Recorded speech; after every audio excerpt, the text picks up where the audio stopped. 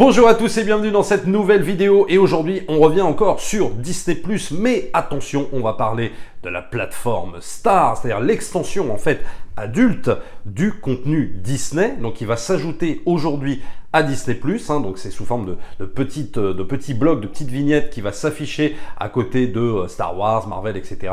Vous cliquez sur Star et là enfin vous avez le contenu adulte promis par Disney depuis le lancement en fait de Disney+, parce que jusqu'à présent, Disney+, c'était encore le catalogue très enfantin, voire un petit peu adolescent de Disney. Il y a eu des choses intéressantes, j'en ai fait une vidéo d'ailleurs sur les petits trésors cachés, les petits films qu'on voit pas forcément quand on allume la plateforme. Vous pouvez aller voir cette vidéo. Mais là, on a véritablement le contenu adulte, donc de Touchstone Pictures, de Hollywood Pictures, de la Fox également. Et je peux vous dire tout de suite qu'il y a beaucoup de choses très intéressantes. Et dans cette vidéo, il est évident que je ne vais pas vous parler d'Alien, de Predator, de Die Hard, évidemment toutes les licences que vous allez retrouver sur Star, je sais pas moi, de Titanic, parce que j'entends beaucoup de gens qui disent « Ouais, mais de toute façon, on s'en fout parce que c'est des choses qu'on a vues et revues 50 fois. » Oui, c'est vrai, si on se passe de ce point de vue-là, c'est vrai que si on prend Titanic, si on prend Die Hard, si on prend Alien, oui, on les a en Blu-ray, on les a en DVD, on les a vus 40 fois, c'est diffusé à la télé, tout ça n'est pas très intéressant. Ce qui va être intéressant en fait dans cette vidéo, c'est que je vais vous faire une petite énumération de films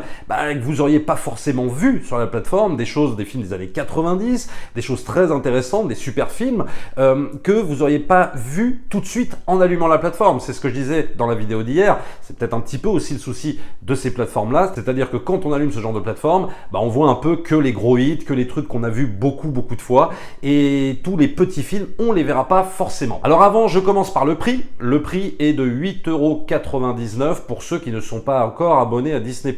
Alors ce sera toujours moins cher que Netflix. Par contre, pour ceux qui ont Disney+, ça restera à 6,99 € pendant 6 mois et après ça passera à 8,99 €. Donc je trouve là personnellement que le prix est quand même relativement très intéressant. Je répète quand même que je n'ai pas de partenariat avec Disney+, on pourrait croire comme ça parce que j'en fais la pub, mais honnêtement non, j'ai aucun partenariat avec eux. Alors je passe très rapidement sur toutes les séries parce que moi ce qui m'intéresse ça va être plus la partie film. Alors évidemment on a des gros hits comme 24 heures chrono, comme Alias, comme American Dad, Bones, Lost, l'intégrale, Desperate Housewives, X-Files, l'intégrale. Alors je précise quand même que sur X-Files, on va avoir du 16/9, même sur les premières saisons, qui étaient à l'époque en 4/3. Là, je vous rassure tout de suite, elles sont en 16/9.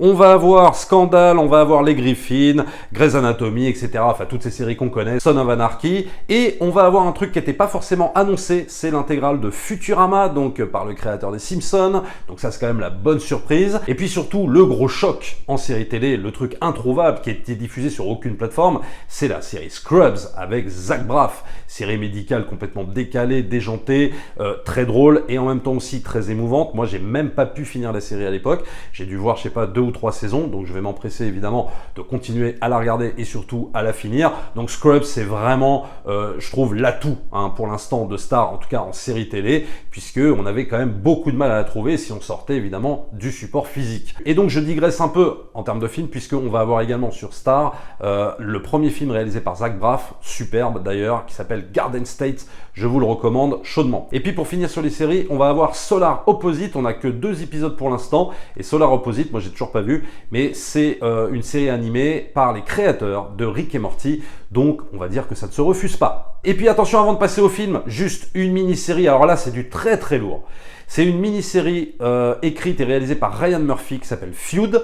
Alors Feud, j'en avais parlé dans une vidéo au début de la chaîne qui a totalement bidé, tout le monde s'en est foutu. Et je vous recommande vraiment cette mini-série, je crois qu'elle est en 6 ou 7 épisodes. Ça raconte la rivalité dans le Hollywood des années 50-60 entre Bette Davis et John Crawford sur le tournage de Qu'est-il arrivé à Baby Jane. J'en ai fait une vidéo, je vais vous mettre le lien en description, que vous puissiez voir un petit peu de quoi ça parle et pourquoi je vous recommande cette série. Mais vous voyez, là, pour moi, c'est un atout majeur.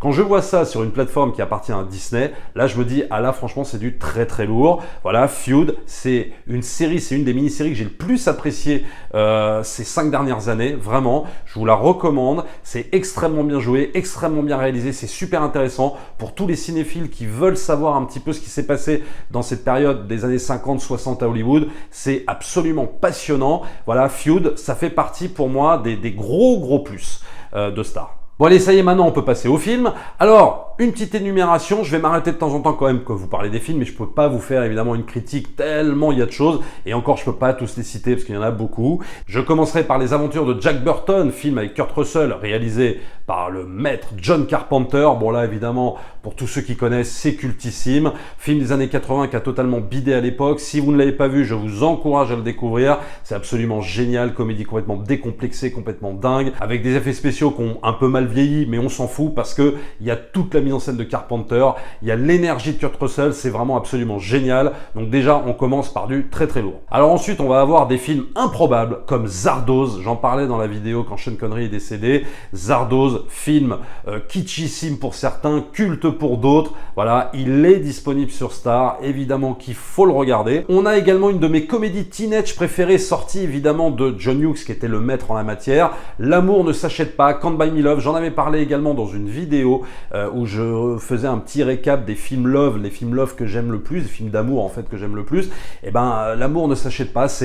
Voilà, ça fait partie de ces films-là avec Patrick Dempsey qui commençait à l'époque. Il était pas très beau, mais justement c'était drôle parce que la comédie jouait sur cette chose-là. Et je trouve le scénario hyper bien ficelé. Voilà, c'est une comédie de ces années-là, je crois 1987.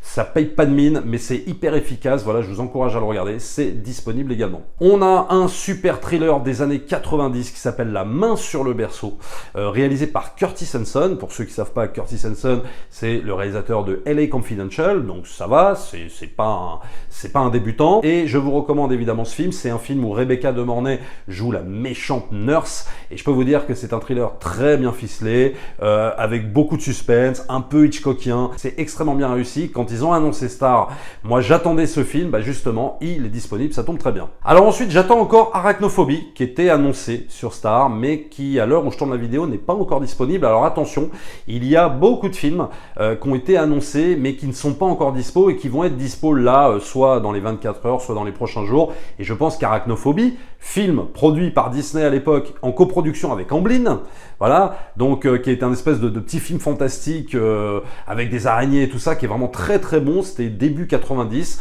donc ça, bah, je l'attends encore. Je peux pas dire qu'il est disponible parce qu'à l'heure où je tourne la vidéo, il ne l'est pas encore. On va avoir encore une petite pépite introuvable que j'avais vue à l'époque, absolument génial, film réalisé par Al Pacino qui s'appelle Looking for Richard et qui est un film, on va dire, un petit peu pour les théâtreux, puisque Al Pacino, il a aussi une formation de théâtre, et là il raconte l'odyssée en fait d'un metteur en scène qui veut monter Richard III, et donc c'est passionnant parce qu'on va avoir une alternance de scènes où il va y avoir une véritable reconstitution de Richard III et lui qui se prend la tête avec ses problèmes de metteur en scène et tout ça, etc. Et c'est excellent, c'est super bien mis en scène, c'est évidemment super bien joué puisque Al Pacino est derrière la caméra et il est également devant. Je vous recommande Looking for Richard. Voilà, c'est encore un gros plus pour cette plateforme de mettre des petits films comme ça. C'est pas des films qui ont beaucoup marché, c'est pas des hits, mais je vous le recommande pour tous ceux qui veulent voir un petit peu Al Pacino derrière la caméra. Bon, au rayon des plus classiques, on a deux films avec Robin Williams, estampillé Disney, Good Morning Vietnam et bien sûr Le Cercle des Poètes Disparus, immanquable, chef-d'œuvre absolu. Le Cercle des Poètes Disparus et Good Morning Vietnam, donc deux gros hits de Robin Williams, avec Robin Williams. On a également du Martin Scorsese disponible. À tombeau ouvert, Nicolas Cage, bien sûr, je vous le recommande. Et oui, c'était un film produit par Disney à l'époque. C'est scénarisé par Paul Schrader, donc ça fait vraiment beaucoup penser à Taxi Driver. Peut-être en un peu moins bien quand même que Taxi Driver, un peu moins bien maîtrisé de la part de Scorsese, mais quand même un gros film de Scorsese, qui est pas souvent cité dans sa filmographie, mais évidemment que je vous recommande. Et on a également les films des frères Farrelly. Alors évidemment, je ne vais pas vous parler de Marie à tout prix, qui est disponible, je ne vais pas vous parler de L'amour extra large également, de Fou d'Irène, que j'adore bien sûr, des frères Farrelly, qui sont tous dispo sur la plateforme, mais je vais vous parler, enfin je vais vous citer en tout cas, Terrain d'entente avec Drew Barrymore, qui est une espèce, mais alors, qui est un espèce d'ovni dans la carrière des frères Farrelly. Pourquoi? Tout simplement parce que là, on quitte un peu l'humour vachard, le côté très vulgaire, que j'adore, hein, mais là, on n'est plus du tout là-dedans, on est dans de la pure comédie, presque un peu à la Woody Allen, j'oserais dire, dans un couple qui essaye de s'entendre, hein, terrain d'entente, avec un mec qui est passionné de baseball et une nana qui ne supporte pas son addiction au baseball, etc. Et comment ce couple va évoluer, c'est absolument génial, c'est un petit bonbon, c'est très bien joué, c'est très bien écrit, voilà, et ça change un petit peu de tout ce qu'on a vu des frères Farrelly, et voilà, je vous le recommande, c'est disponible sur la plateforme. Alors après, j'ai pas beaucoup exploré la section film d'horreur, mais on a évidemment La Colline à des yeux. D'ailleurs, ça fait vraiment bizarre d'allumer Disney+, de se mettre La Colline à des yeux, et t'as le logo Disney+, qui s'affiche en haut à droite de ton écran, et tu regardes La Colline à des yeux, qui est quand même bien vénère. Mais voilà, La Colline à des yeux, c'était pour moi un immanquable, il fallait absolument qu'il soit là. Il est disponible, La Colline à des yeux, d'Alexandre Aja. Alors, je m'arrête 2 secondes sur un petit souci que j'ai remarqué par rapport aux sous-titres. Il y a quelques films, en tout cas 2 ou 3 films, surtout estampillés Touchstone Pictures et Hollywood Pictures, pas la Fox, où en fait, si vous mettez les sous-titres français, ils sont en closed caption. Et closed caption, en fait, c'est les sous-titres pour malentendants. Donc c'est un petit peu pénible pour ceux qui veulent voir les films en VO. Il va falloir se taper, pour l'instant en tout cas, les sous-titres en version pour malentendants. En plus, ils sont très très gros, donc j'espère qu'ils vont corriger ça et j'espère qu'ils vont pouvoir améliorer ça, en tout cas sur quelques films. Alors je vous rassure, c'est pas une majorité de films, hein, bien entendu, hein, le reste des sous-titres français est mis tout à fait normalement, mais par contre sur ces 2-3 films que j'ai repérés, il y a que les sous-titres pour malentendants. Moi ça me pose pas de problème parce qu'en fait, moi tous les films des années 90 en général, je les regarde en VF parce que j'adore la VF de cette époque-là. C'est rare que je les regarde en VO, mais bon voilà, je préviens pour ceux qui seraient totalement maniaques de la VO, eh bien certains films vous devrez vous taper les sous-titres pour malentendants. Voilà. Alors après on passe à des gros classiques, mais peut-être que certains d'entre vous ne connaissent pas. Rocky Horror Picture Show, comédie musicale avec Tim Curry, Susan Sarandon, absolument mais cultissime, voilà, où il y a eu des grosses séances organisées dans les cinémas où on se balançait du riz sur la gueule, etc. Bon, évidemment, pour ceux qui connaissent pas, il faut que vous voyez ce film, Rocky Horror Picture Show. Il y a également Starship Trooper de disponible, hein, Starship Trooper, j'en ai fait une vidéo, Starship Trooper réalisé par Paul Verhoeven. Et puis au rayon des bizarreries, alors peut-être que ça va arriver, on va parler juste 2 secondes, on va s'arrêter sur la planète des singes, puisque on a de disponible en gros les 3 planètes des singes, c'est-à-dire les 3 reboots, hein, les 3 excellents reboots, dont les 2 films de Matt Reeves, et le premier dans lequel jouait James Franco. Et par contre, au niveau des planètes des singes anciens, on a le premier avec Charlton Heston, donc de 1968, et puis après ça passe directement au 3e, c'est-à-dire les évadés de la planète des singes. Par contre, on n'a pas le 2e, on n'a pas le 4e, on n'a pas le 5e. Alors, peut-être que ça va arriver. On a également, je crois, le remake, le mauvais remake de Tim Burton. Voilà, donc il est disponible, mais par contre, c'est vrai que dans l'ancienne saga, on n'a pas encore tous les films. Bon, je pense que ça va arriver. Alors ensuite, on passe à du plus confidentiel. Si je te dis Disney et Julia Roberts, tout de suite, tu vas penser à Touchstone Pictures, donc tu vas te penser tout de suite à Pretty Woman, bon, qui est disponible. Mais c'est pas là-dessus que je vais m'attarder. C'est sur Les Nuits avec mon ennemi, film produit par la Fox à l'époque, super thriller des années 90, dans lequel une femme battue, donc Julia Roberts, qui vit dans une espèce de grande maison au bord de l'océan, va vouloir fuir sa maison et son mari, et va vouloir se reconstruire forcément, mais le fameux mari va la poursuivre. Et donc, on a là un petit thriller bien réalisé, bien foutu, très bien joué par Julia Roberts, également aussi le mari qui fait le méchant qui joue vraiment très très bien. Voilà, je vous recommande Les Nuits avec mon ennemi, c'est vraiment un super thriller de ces années-là, un petit film, un petit peu plus confidentiel que le reste de la plateforme. Alors on continue un petit peu sur les bizarreries.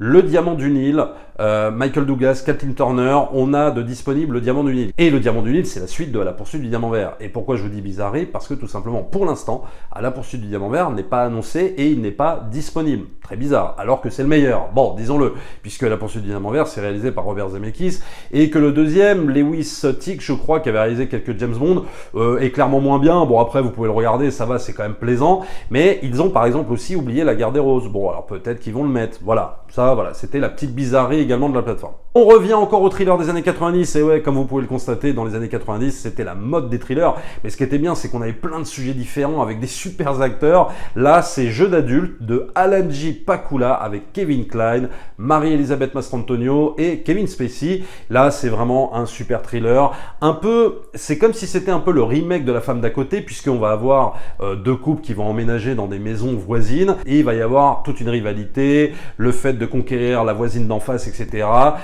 Tout ça dans un jeu très dangereux, dans un jeu même un petit peu érotique. Ça va aller un petit peu là-dedans, jeu d'adulte, et surtout réalisé par Alan J. Pakula, dont on parle pas beaucoup. Alan J. Pakula, faut quand même voir que c'était quand même un grand réal des années 70, 80, 90, qui a réalisé beaucoup de thrillers. Et ça, c'est un bon thriller. C'est pas son meilleur thriller qu'il ait fait, mais très franchement, voilà, ça vaut le coup de le voir. Jeu d'adulte, je vous le recommande. Voilà, encore un petit film que vous verrez pas forcément comme ça en allumant la plateforme. Alors au rayon des westerns, on a également Tombstone, parce que j'avais fait une vidéo en vantant les mérites de Wyatt Earp avec Kevin Costner. Et bien là, on a une version différente de la vision de Wyatt Earp, c'est Tombstone, évidemment, avec Kurt Russell, je vous le recommande. On a a également un des meilleurs biopics au monde. J'ose le dire, oui, c'est pas le meilleur, mais c'est un des meilleurs, c'est Tina. Si vous voulez en savoir plus sur Tina Turner, film avec Angela Bassett, Laurence Fishburne dans le rôle de Ike Turner, c'est absolument fabuleux. C'est un film aussi estampillé Touchstone Pictures et introuvable, hein, je vous le dis tout de suite, franchement, c'est une petite pépite parce que très difficile à trouver,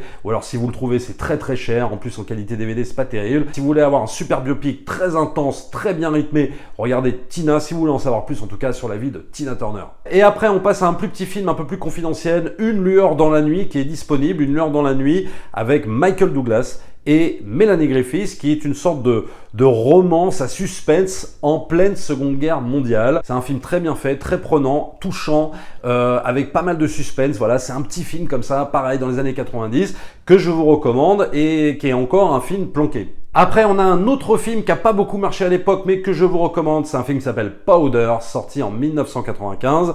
Et en gros, Powder, ça raconte l'histoire d'un jeune garçon à l'apparence physique un petit peu différente des autres et qui va subir en fait les moqueries, les railleries de ses camarades, qui va à un moment donné découvrir des pouvoirs extraordinaires et qui va devoir les utiliser. C'est une sorte de récit initiatique très bien monté, très bien mené. Je vous le recommande. Pareil, ça c'est le genre de film introuvable. Alors si vous le trouvez, je sais pas moi, en import, je sais même pas s'il existe en Blu-ray, j'ai même pas l'impression. Si vous le trouvez en import, vous allez le payer très très cher. Et là honnêtement, bah voilà, il est disponible. Ça c'est une très bonne idée encore d'avoir mis ce genre de petit film comme ça sur la plateforme.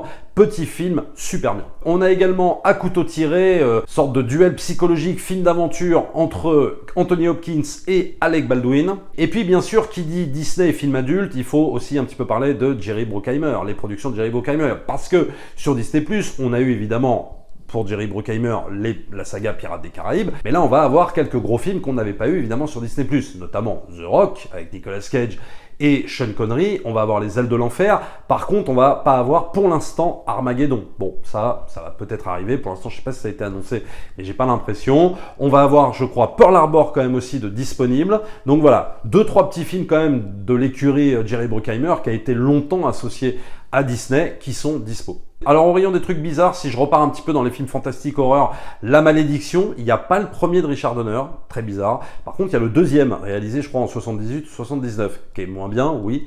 Par contre, en guise de premier, ils nous ont mis un espèce de film de 2006 ou 2007, qui n'a pas l'air terrible, très franchement, et à la place, ils auraient pu clairement mettre le film de Richard Donner de l'époque, sorti, je crois, en 74 ou 75, voilà. Bon, mais en tout cas, il y a le deuxième pour l'instant, j'espère que le premier Malédiction de Richard Donner va arriver. Et on finit, ouais, je sais, il y en a beaucoup, et j'en oublie, hein, bien sûr, mais Don Bluth, oui, Don Bluth, donc l'animateur, qui avait beaucoup travaillé avec la Fox, sorti évidemment des studios Disney, qui avait beaucoup travaillé avec la Fox, notamment pour Anastasia et pour quelques autres longs métrages.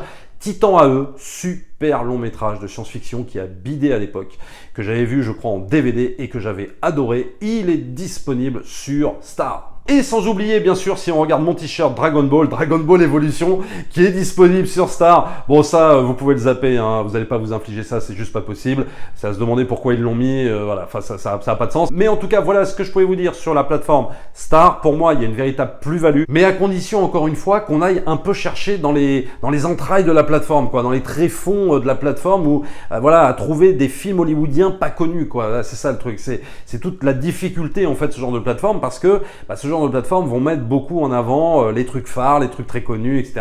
Mais comme on dit souvent, les trucs qu'on a vus un peu 50 fois. Et donc pour moi, le véritable intérêt, la véritable plus-value, c'est justement d'aller chercher des choses pas connues, de découvrir des films des années 80, des films des années 90. Il y en a plein.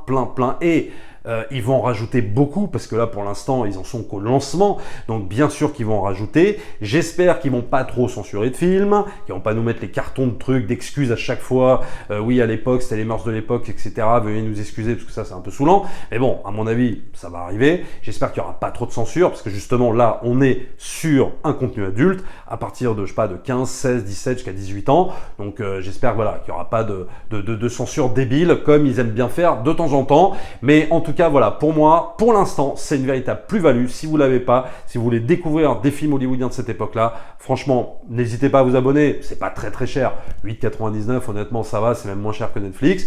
Et honnêtement, ça vaut vraiment le coup. On a de quoi faire avec tout ce qu'il y a pour l'instant. On a des heures et des heures de visionnage. Juste avec ce qu'on a là, très franchement, on a vraiment de quoi s'occuper. Pour moi, je suis assez content de voir que là, ils font vraiment un effort, notamment sur des choses beaucoup plus introuvables. Abonnez-vous à la chaîne, likez, partagez comme d'habitude, et nous, on se retrouve très vite pour une prochaine vidéo. Ciao!